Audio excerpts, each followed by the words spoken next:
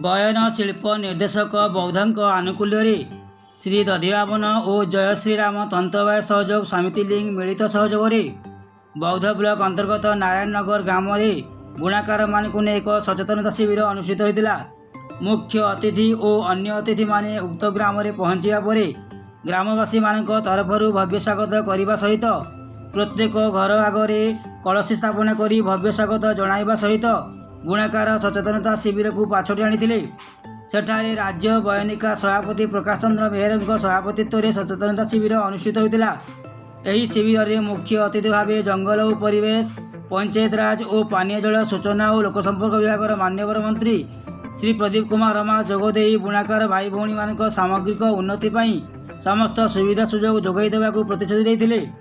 वर्तमान राज्य सरकार घोषणा कर मुख्यमंत्री वरिष्ठ बुणाकार और कारीगर सहायता योजना उपर आलोकपात करने सह यह योजन 40 वर्ष रु 80 वर्षर बयस मध्य थिबा महिला बुणाकार और बुणा कार्य नियोजित सहायक एवं 50 वर्ष रु 80 वर्ष बयस मध्य थिबा पुरुष बुणाकार और बुणा कार्य नियोजित सहायक मानकु मासिक 2000 टंकार आर्थिक सहायता जोगाई देवा।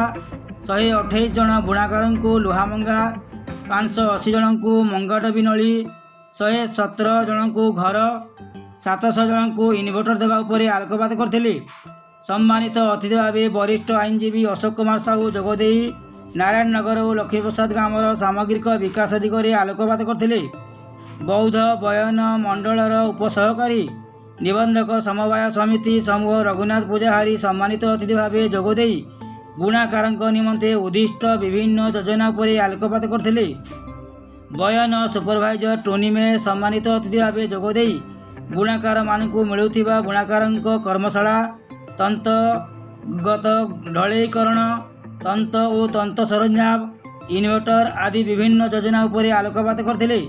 बुणाकार माने सरकारी योजना किपरि सामिल होई अधिकरु अधिक लाभ पाई पारिबे एवं सेमानकर सामाजिक अर्थनैतिक विकास घटिब से विषय में प्रकाश चंद्र मेहर निज सभापतित्व अभिभाषण में मत व्यक्त करथिले।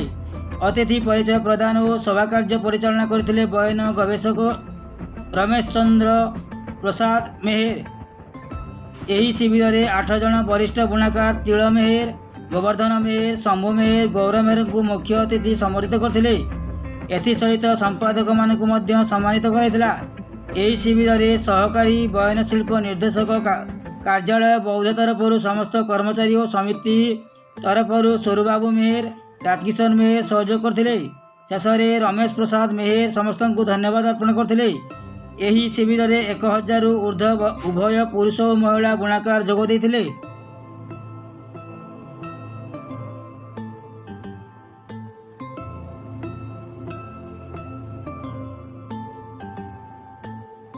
माननीय श्रीयुक्त प्रदीप कुमार अमात महोदय जो बौद्ध जिले में जो बुणकार मान विकास साधन कर अन्य क्षेत्र में जो विकास साधन कर बौद्ध सर्वांगीन उन्नति कहले अत्युक्ति हम ना जहाँ आम निश्चित भाव में देखुवा आम विकास धारा केवल जारी रही से दृष्टि बुणकार मान प्रधान विकास हो आज माध्यम विभिन्न प्रकार जो बुणकार सर्वांगीन विकास हम एवं जहाँ जहाँ दरकार संपूर्ण मात्रा आज दीर्घ आम जो